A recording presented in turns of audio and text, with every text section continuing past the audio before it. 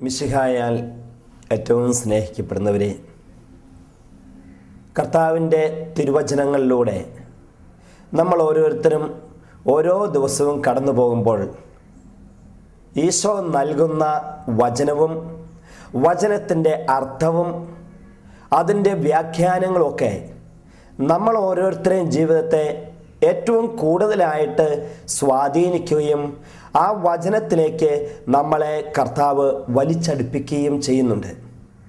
ഇന്ന് ഈശോ ഇപ്രകാരമാണ് നമ്മളെല്ലാവരോടും പറയുന്നത്: ഞാൻ വന്നിരിക്കുന്നത് ജീവൻ ഉണ്ടാകാനും അത് സമൃദ്ധമായി ഉണ്ടാകാനും വേണ്ടിയിട്ടാണ്. ഞാൻ വന്നിരിക്കുന്നത് ജീവൻ ഉണ്ടാകാനും അത് സമൃദ്ധമായി ഉണ്ടാകാനും വേണ്ടിയിട്ടാണ്. ജീവൻ നൽകി ജീവിതം തന്ന് ദൈവത്തിൻ്റെ വലിയ ശക്തി കൊണ്ട് നിറയ്ക്കുന്ന ഒരു വലിയ അനുഭവമാണ് കർത്താവ് ഓരോ ദിവസവും നമുക്ക് ഓരോരുത്തർക്കും പ്രദാനം ചെയ്യുന്നത്. നമുക്കറിയാൻ പ്രിയപ്പെട്ടവരെ, ഇപ്പോഴത്തെ കാലത്ത് ജീവനകല എന്താണെന്ന്. ജീവനകല ആചാര്യന്മാരും ഉണ്ട്, ജീവനകല പഠിപ്പിക്കുന്ന ഒത്തിരിയേറെ സ്ഥലങ്ങളുണ്ട്. എല്ലാം നല്ലത് തന്നെ. പക്ഷേ നമ്മളെയൊക്കെ ഏതെങ്കിലുമൊക്കെ ഗുരുക്കന്മാർ വേണം അതിജീവനകലയോടെ പഠിപ്പിക്കാനായിട്ട്. ജീവനകലയേക്കാൾ അതിജീവനകലയാണ് ഇന്നും എന്നും നമുക്ക് ആവശ്യമുള്ളത്. എങ്ങനെ അതിജീവിക്കാം? ഒരു പ്രതിസന്ധി ഉണ്ടായിക്കഴിയുമ്പോൾ അതിനെ എങ്ങനെ അതിജീവിക്കാം? മുന്നോട്ട് നീങ്ങാൻ പറ്റാത്ത ഒരു കാര്യം സംഭവിച്ചു കഴിഞ്ഞാൽ അങ്ങനെയുള്ള കാര്യങ്ങളെയും എങ്ങനെ അതിജീവിക്കാം? അതിജീവന കലയാണ് ഇന്ന് ഞാനും നമ്മൾ ഓരോരുത്തരും പഠിക്കേണ്ടതും അഭ്യസിക്കേണ്ടതും മറ്റുള്ളവരെ അഭ്യസിപ്പിക്കേണ്ടതും. അത് ഈ സുവിശേഷ തിരുവചന ഭാഗങ്ങളിൽ നമ്മൾ കണ്ടുമുട്ടുന്നുണ്ട്. കർത്താവ് ഇപ്രകാരം പറഞ്ഞു: ഇതാ, ചെന്നായ്ക്കളുടെ ഇടയിലേക്ക് കുഞ്ഞാടുകളെ എന്നവണ്ണം ഞാൻ നിങ്ങളെ അയക്കുന്നു. അപ്പോൾ പ്രിയപ്പെട്ടവരെ, ചെന്നായ്ക്കളുടെ കൂട്ടത്തിൽ ചെന്ന് ഈ കുഞ്ഞാടുകൾക്ക് അതിജീവിക്കണം. അതുകൊണ്ടാണ് പറഞ്ഞത്, ചെന്നായ്ക്കളുടെ ഇടയിലേക്ക് കുഞ്ഞാടുകളെ എന്നവണ്ണം ഞാൻ നിങ്ങളെ അയക്കുന്നുവെന്ന്. അപ്പോൾ അതിജീവന കല കർത്താവ് പഠിപ്പിക്കുന്നുണ്ട്. ഈശോ അതുകൊണ്ടല്ലേ വീണ്ടും പറഞ്ഞത്, ഇതാ ഞാൻ ജെറുസലേമിലേക്ക് പോകുന്നു. അവിടെ ചെല്ലുമ്പോൾ പ്രധാന ആചാര്യന്മാർ, പ്രഭുക്കന്മാർ, നിയമജ്ഞന്മാർ ഇവരെല്ലാവരും കൂടെ ചേർന്ന് എന്നെ പിടിക്കും, ഉപദ്രവിക്കും, അടിക്കും, കുരിശിൽ തറയ്ക്കും, കൊല്ലും. പ്രിയപ്പെട്ടവരെ, ഇതറിഞ്ഞിട്ടും അറിയാമായിട്ടും അവിടേക്ക് തന്നെ ചെല്ലുന്നു എന്നുള്ളതാണ് അതിജീവന കല. അതിജീവിക്കാനായിട്ട് നമുക്ക് ഓരോരുത്തർക്കും സാധിക്കണം. ദൈവത്തിൻ്റെ വലിയ ശക്തി എന്നിലും നമ്മൾ ഓരോരുത്തരിലും ഉണ്ടെങ്കിൽ ഈ അതിജീവന കല അഭ്യസിക്കാനായി നമുക്ക് പറ്റും. അതിന് പ്രിയപ്പെട്ടവരെ, ഏതാനും ചില കാര്യങ്ങൾ നമ്മൾ അറിയണം, മനസ്സിലാക്കി വെക്കണം. എങ്ങനെയാണ്, എന്താണ് ഈ അതിജീവന കല കർത്താവ് പഠിപ്പിച്ചതെന്ന്. ഒന്നാമതായിട്ട് നമുക്കൊക്കെ നല്ല നിശ്ചയദാർഢ്യം വേണം. നല്ല നിശ്ചയദാർഢ്യം ഉള്ള വ്യക്തികളായിരിക്കണം എല്ലാവരും തന്നെ. ഏതൊരു പ്രതിസന്ധിയെയും അതിജീവിക്കാൻ തക്ക ശക്തമായ ഒരു നിശ്ചയദാർഢ്യമുള്ള മനസ്സ്, ഏത് പ്രശ്നത്തിലും പതറിപ്പോകാത്ത മനസ്സ്, ഏത് പ്രതിസന്ധിയിലും തളർന്നു പോകാത്ത ഒരു മനസ്സ്, നിശ്ചയദാർഢ്യം ഉള്ള വ്യക്തികൾക്ക് അതിജീവനത്തിൻ്റെ വലിയ മേഖലയിലേക്ക് പ്രവേശിക്കാനായിട്ട് കർത്താവ് ശക്തി നൽകും. അതായത് നമ്മെ ഭാരപ്പെടുത്തുന്ന പ്രശ്നങ്ങളുണ്ടായിരിക്കാം, നമ്മളെ എന്നും കഷ്ടപ്പെടുത്തുന്ന ബുദ്ധിമുട്ടിപ്പിക്കുന്ന കാര്യങ്ങളുണ്ടായിരിക്കാം. അതിനെയും അതിജീവിച്ച് മുന്നോട്ട് നീങ്ങാൻ സാധിക്കുക എന്നുള്ള ഒരു ശക്തമായ നിശ്ചയദാർഢ്യമുള്ള ഒരു മനസ്സ്. പ്രിയപ്പെട്ടവരെ, ഇതാണ് ഒന്നാമതായിട്ട് അതിജീവന കലയുടെ ഒന്നാമത്തെ തത്വം. 2, മലകളെ മാറ്റുന്ന വിശ്വാസം. വെറും വിശ്വാസമല്ല വേണ്ടത്, മലകളെ മാറ്റുന്ന വിശ്വാസം നമുക്കുണ്ടായിരിക്കണം. എന്താണ് ഈ മലകളെ മാറ്റുന്ന വിശ്വാസം എന്ന് പറഞ്ഞാൽ? വ്യക്തവും തീവ്രവുമായ അഭിലാഷം നമ്മളുണ്ടെങ്കിൽ ഒരു കാര്യം നേടിയെടുക്കും എന്നതിന് വ്യക്തമായ തീവ്രമായ അഭിലാഷം എന്നിലും നമ്മൾ ഓരോരുത്തരിലും ഉണ്ടെങ്കിൽ ആ ഒരൊറ്റ കാര്യം മാത്രം മതി നമുക്ക് ഏത് പ്രതിസന്ധിയെയും തരണം ചെയ്യാനും ഏത് ലക്ഷ്യത്തിൽ എത്തിച്ചേരാനും. വചനത്തിൽ പറയുന്നു, നിങ്ങൾക്ക് കടുകുമണിയോളം വിശ്വാസമുണ്ടെങ്കിൽ, കടുകുമണിയോളമെങ്കിലും വിശ്വാസമുണ്ടെങ്കിൽ ഈ മലയോട് ഇവിടെ നിന്ന് മാറിപ്പോകാൻ പറഞ്ഞാൽ അങ്ങനെ തന്നെ സംഭവിക്കുമെന്ന്. നിങ്ങൾക്ക് കടുകുമണിയോളമെങ്കിലും വിശ്വാസമുണ്ടെങ്കിൽ ഈ മലയോട് ഇവിടെ നിന്ന് മാറിപ്പോകാൻ പറഞ്ഞാൽ അങ്ങനെ തന്നെ സംഭവിക്കുമെന്നാണ് കർത്താവ് പറയുന്നത്. പ്രിയപ്പെട്ടവരെ, അതുകൊണ്ട് അതിജീവനത്തിനായി നമ്മളൊക്കെ മുന്നിട്ടിറങ്ങുമ്പോൾ നമ്മുടെ ഉള്ളിലുണ്ടായിരിക്കേണ്ട ഒരു വലിയ വസ്തുതയാണ് മലകളെ മാറ്റുന്ന വിശ്വാസം. അല്പവിശ്വാസമല്ല നമുക്ക് വേണ്ടത്, അതിശക്തമായ വിശ്വാസം. മലകളെ മാറ്റാൻ തക്ക വിശ്വാസം നമുക്കുണ്ടായിരിക്കണം. സരസമായി പറഞ്ഞു കേട്ടിട്ടുണ്ട്. പള്ളിയിൽ വികാരിച്ചൻ പറഞ്ഞു, കുർബാന സമയത്ത് പറഞ്ഞു, നിങ്ങൾക്ക് കടുകുമണിയോളമെങ്കിലും വിശ്വാസം ഉണ്ടെങ്കിൽ എന്ത് ചോദിച്ചാലും നിങ്ങൾക്ക് കിട്ടും എന്നൊക്കെയല്ലേ കർത്താവ് പറഞ്ഞേക്കുന്നത്. അതുകൊണ്ട് അങ്ങനെ വിശ്വസിച്ചുകൊണ്ട് തന്നെ എന്തു വേണേലും ചോദിച്ചോ, അത് സംഭവിക്കും എന്നൊക്കെ പറഞ്ഞു. ഒരമ്മാമ്മ കുർബാന നേരത്ത് അത് കഴിഞ്ഞ് വീട്ടിൽ വന്ന് കൊന്ത ചൊല്ലുന്ന നേരത്ത് പ്രാർത്ഥിച്ചു, കർത്താവെ, എൻ്റെ വീടിൻ്റെ പുറയിലുള്ള ഒരു വലിയ പാറക്കല്ലുണ്ട്, അതൊന്നും മാറ്റിത്തരണമേ എന്ന്. കാരണം അത് ആരെങ്കിലും വിളിച്ച് പൊട്ടിക്കണമെങ്കിൽ കണ്ടമാനം കാശ് കൊടുക്കണം. അതുകൊണ്ട് അമ്മാമ്മ വിശ്വാസത്തോടെ പ്രാർത്ഥിച്ചു, കർത്താവെ, എൻ്റെ വീടിൻ്റെ പുറകിൽ നിൽക്കുന്ന ഈ വലിയ പാറക്കല്ലിനെ ഒന്ന് മാറ്റിത്തരണമേ എന്ന് പ്രാർത്ഥിച്ചു. കൊന്ത കഴിഞ്ഞ് അമ്മാമ്മ വാതിലും തുറന്ന് പുറകിൽ ചെന്ന് നോക്കി, ഇത് മാറി കാണുമെന്ന് വിചാരിച്ച് ചെന്നപ്പോൾ ഉണ്ട് പാറക്കല്ല് അതുപോലെ തന്നെ അവിടെ ഇരിക്കുന്നു. ഉടനെ അമ്മാമ്മ പറഞ്ഞു, അല്ലെങ്കിലും പ്രാർത്ഥിച്ചപ്പോൾ തന്നെ എനിക്കറിയാമായിരുന്നു ഇത് മാറിയായിരുന്നു, പ്രാർത്ഥിച്ച നേരത്തെ തന്നെ എനിക്കറിയായിരുന്നു ഇത് മാറിയായിരുന്നു. പ്രിയപ്പെട്ടവരെ, നമുക്കുണ്ടായിരിക്കേണ്ടത് മലകളെ മാറ്റാൻ തക്ക വിശ്വാസമാണ്, അല്പവിശ്വാസമല്ല. അതുകൊണ്ട് അതിജീവന കലയുടെ രണ്ടാമത്തെ തത്വമാണ് മലകളെ മാറ്റാൻ തക്ക ശക്തമായ വിശ്വാസം. മൂന്നാമത്തെ കാര്യം, നമുക്കൊക്കെ വലിയ പ്രത്യാശയുണ്ടായിരിക്കണം. പ്രത്യാശയുള്ള വ്യക്തികളായിരിക്കണം നമ്മൾ ഓരോരുത്തരും. വീശിയടിക്കുന്ന കാറ്റിൽ പ്രത്യാശയുടെ ഒരു തിരുനാളമെങ്കിലും എവിടെയും എപ്പോഴും ഉണ്ടായിരിക്കും എന്നുള്ള വലിയ ശക്തിയുള്ള വിശ്വാസം. പ്രത്യാശയുള്ള വ്യക്തികളായിരിക്കണം നമ്മൾ. ജീവിതത്തിൽ എല്ലാം നശിച്ചല്ലോ, ഇനി ഒരു കാര്യമില്ലല്ലോ, ഒന്നുമില്ലല്ലോ എന്നൊക്കെ ഓർത്ത് ദുഃഖിച്ചും സങ്കടപ്പെട്ടും വിഷമിച്ചും ഇരിക്കുന്നവരല്ല. എവിടെയെങ്കിലും നമ്മളൊക്കെ കേട്ടിട്ടില്ലേ, ഒരു കച്ചിത്തുരുമ്പെങ്കിലും ഉണ്ടായിരിക്കും. രക്ഷയ്ക്കായിട്ട്, നമ്മളെ രക്ഷിക്കാനായിട്ട് ഒരു ചെറിയ കച്ചിത്തുരുമ്പെങ്കിലും എവിടെയെങ്കിലും ഉണ്ടായിരിക്കും. പ്രത്യാശയുള്ളവരായിരിക്കണം നമ്മൾ. നമുക്കറിയാം, കഴിഞ്ഞ വർഷക്കാലത്ത് ഇടുക്കിയിൽ വലിയ ഉരുൾപൊട്ടലുണ്ടായി. ഇങ്ങനെ ഉരുൾപൊട്ടലുണ്ടായി കഴിഞ്ഞപ്പോൾ വീടുകളും മൃഗങ്ങളെയും മനുഷ്യരെയും ഒക്കെ തകർത്തുകൊണ്ടാണ് ഉരുളുപൊട്ടി വലിയ പാറക്കല്ലും വെള്ളമൊക്കെ ഒഴുകി വരുന്നത്. ഒരു വീട്ടിലൊരു അപ്പനും അമ്മയും മകനും കൂടെ ഉണ്ട്. അവരിങ്ങനെ വീട്ടിലിരിക്കുമ്പോൾ കേട്ടു ഉരുൾപൊട്ടൽ വരുന്നുണ്ട്. അതവരുടെ വീടിൻ്റെ അടുത്തൂടെയാണെന്ന്. 3 പേരും കൂടെ വേഗം മാറി കുറച്ച് അകലെ മാറി നിന്നു. 5 മിനിറ്റ് കഴിഞ്ഞില്ല, വലിയ സ്വരം കേട്ട് അവർ നോക്കിയപ്പോൾ ഉണ്ട് മുകളിൽ നിന്ന്, മലയുടെ മുകളിൽ നിന്ന് ഉരുളുപൊട്ടി വലിയ ജലപ്രവാഹവും ഒപ്പം വൻ പാറക്കല്ലുകളൊക്കെ ഉരുണ്ടു വരുന്നു. ഇത് ഉരുണ്ടു വന്ന് അവരുടെ വീടിൻ്റെ മുകളിൽ കൂടെയാണ് കയറി ഇറങ്ങിപ്പോയത്. 2 മിനിറ്റ് കഴിഞ്ഞ് നോക്കിയപ്പം വീടിരുന്നിടം വലിയൊരു കുഴിയായി തീർന്നു. ഒന്നുമില്ല, വീടിൻ്റെ ഒരു കല്ല് പോലും അവിടെ അവശേഷിച്ചില്ല. ഇത് കണ്ട് സങ്കടപ്പെട്ട് ഈ മകൻ അപ്പനോട് പറഞ്ഞു, അപ്പ നോക്കിയേ, വീടുമില്ല, വീടിൻ്റെ ഒന്നും തന്നെ ഇല്ല, എല്ലാം പോയില്ലോ എന്നും പറഞ്ഞ് ഈ മകൻ അങ്ങ് കരയാൻ തുടങ്ങി. ഉടനെ തന്നെ ഈ അപ്പൻ മകനെ ചേർത്ത് പിടിച്ചുകൊണ്ട് പറഞ്ഞു, എടാ, നീ എന്തിനാടാ കരയുന്നേ? വീട് പോയെന്നല്ലേ ഉള്ളൂ, പക്ഷേ പോയിട്ടില്ലല്ലോ. ഇത് ഇവിടെ നമ്മൾ 3 പേരും ഉണ്ട്. ഞാനുണ്ട്, നിൻ്റെ അമ്മയുണ്ട്, നീയും ഉണ്ട്. നമ്മൾ 3 പേരും പോരെ, ഇനി വേറെ എന്താ നമുക്ക് വേണ്ടത്? പ്രിയപ്പെട്ടവരെ, പ്രത്യാശ.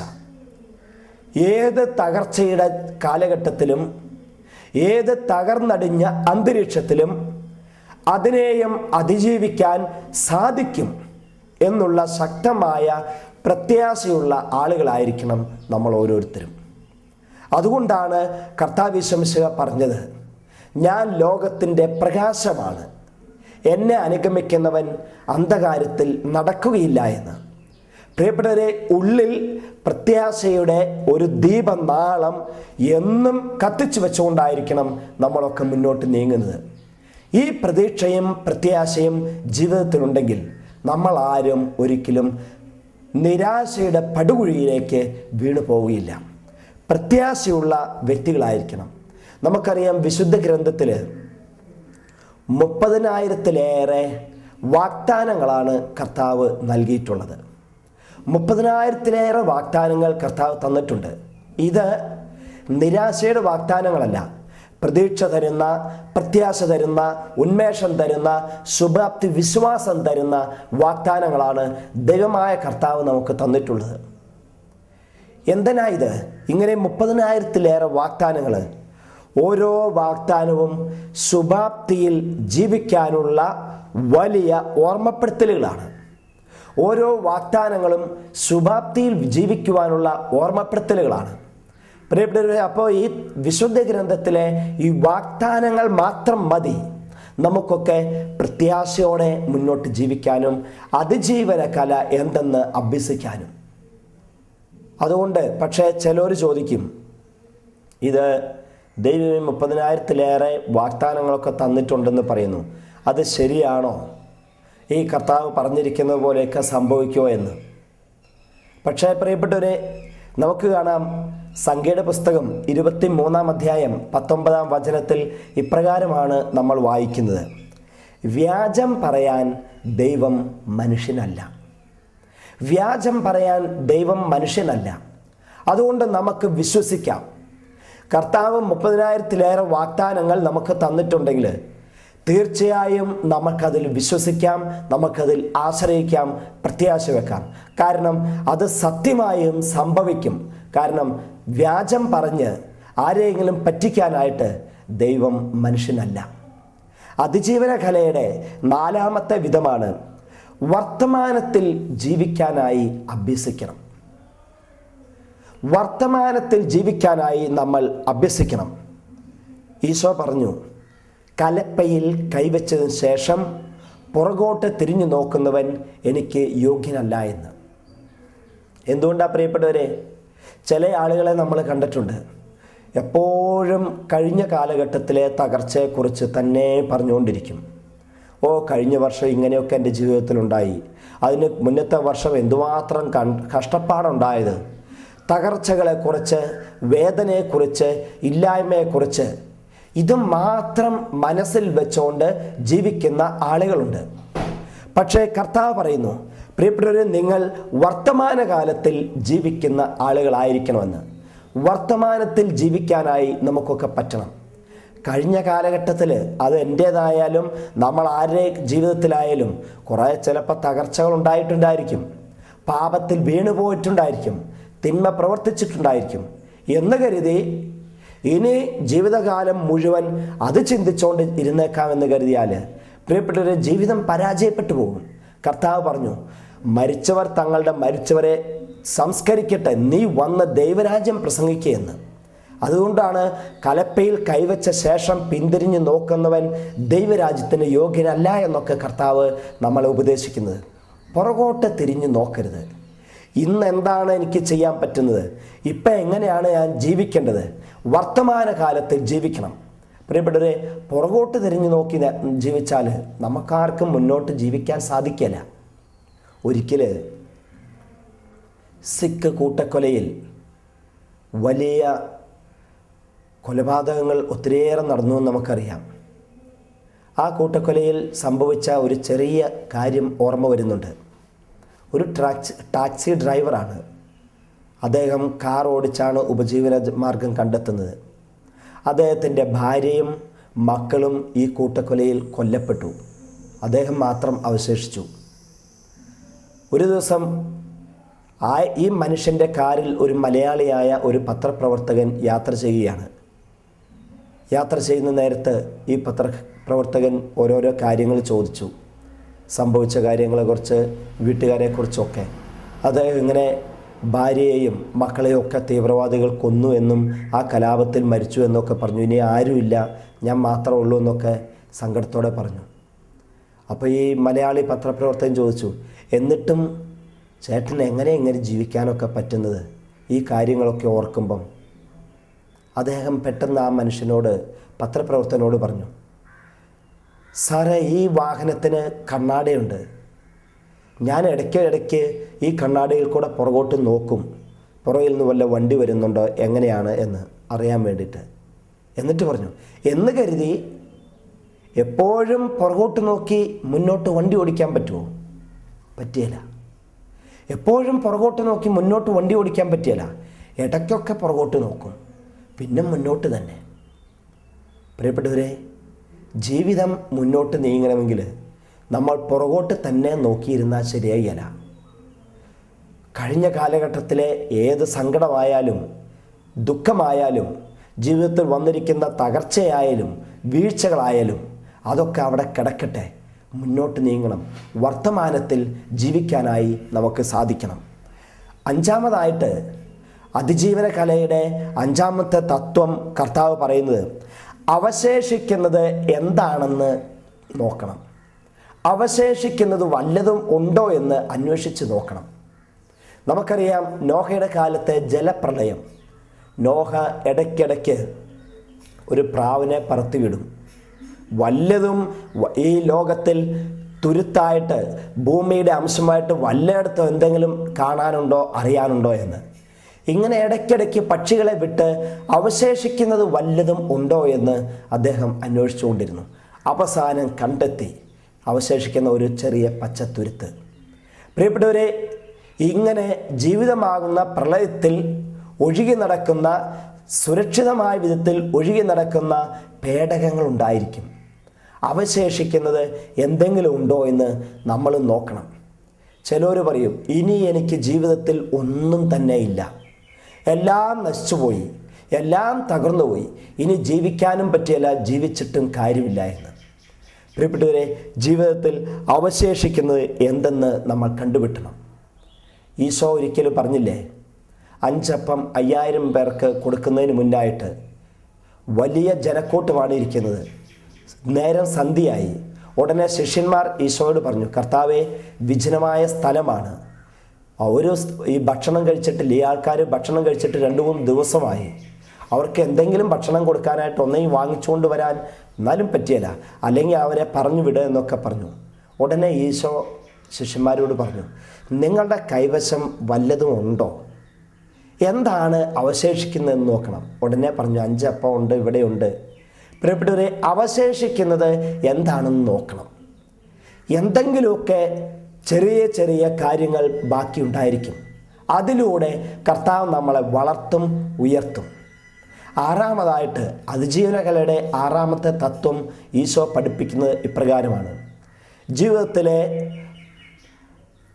പാടുകളെ, ഇങ്ങനെ ജീവിതത്തിൽ ശരീരത്തിലായാലും മനസ്സിലായാലും സംഭവിക്കാവുന്ന ചെറിയ ചെറിയ വടുക്കളെ, പാടുകളെ സ്വീകരിക്കാൻ തയ്യാറാകണം. അത് വേദനയുടെ പാടുകളായിരിക്കും, മുറിവ് പോലെയുള്ള പാടുകളായിരിക്കും, ഏതെങ്കിലും തകർച്ചയുടെ പാടുകളായിരിക്കും. അതിനെ സ്വീകരിക്കാനുള്ള മനസ്സുണ്ടാകണം. നമ്മൾ മുന്നോട്ട് നീങ്ങും. പ്രിയപ്പെട്ടവരെ, ഇങ്ങനെ 6 തത്വങ്ങളാണ് അതിജീവനത്തിലൂടെ ഈ കർത്താവ് നമുക്കായി തരുന്നത്. ഈശോയോട് നമുക്കും പ്രാർത്ഥിക്കാം, കൈകൾ കൂപ്പാം. പൊന്നു തമ്പുരാനെ, ഞങ്ങളുടെ ജീവിതത്തിൽ എന്നും മുന്നോട്ട് നീങ്ങാനുള്ള വലിയ വിശ്വാസം, പ്രത്യാശ, നിശ്ചയദാർഢ്യം, ജീവിതത്തിൽ വർത്തമാനത്തിൽ ജീവിക്കാനുള്ള വരങ്ങൾ, കർത്താവെ, എപ്പോഴും അവശേഷിക്കുന്നത് വല്ലതും ഉണ്ടോ എന്ന് നോക്കാനുള്ള ഒരു നല്ല മനസ്സ്, ജീവിതത്തിലെ പാടുകളെ, ഇതൊക്കെ സ്വീകരിക്കുവാനും ഇങ്ങനെയുള്ളൊരു ശീലങ്ങൾ വളർത്തുവാനും ഞങ്ങളെ പഠിപ്പിക്കണമേ എന്ന് കർത്താവിനോട് പ്രാർത്ഥിക്കാം. നല്ല തമ്പുരാൻ നമ്മളെ ഓരോരുത്തരെയും എല്ലാവരെയും അനുഗ്രഹിക്കട്ടെ.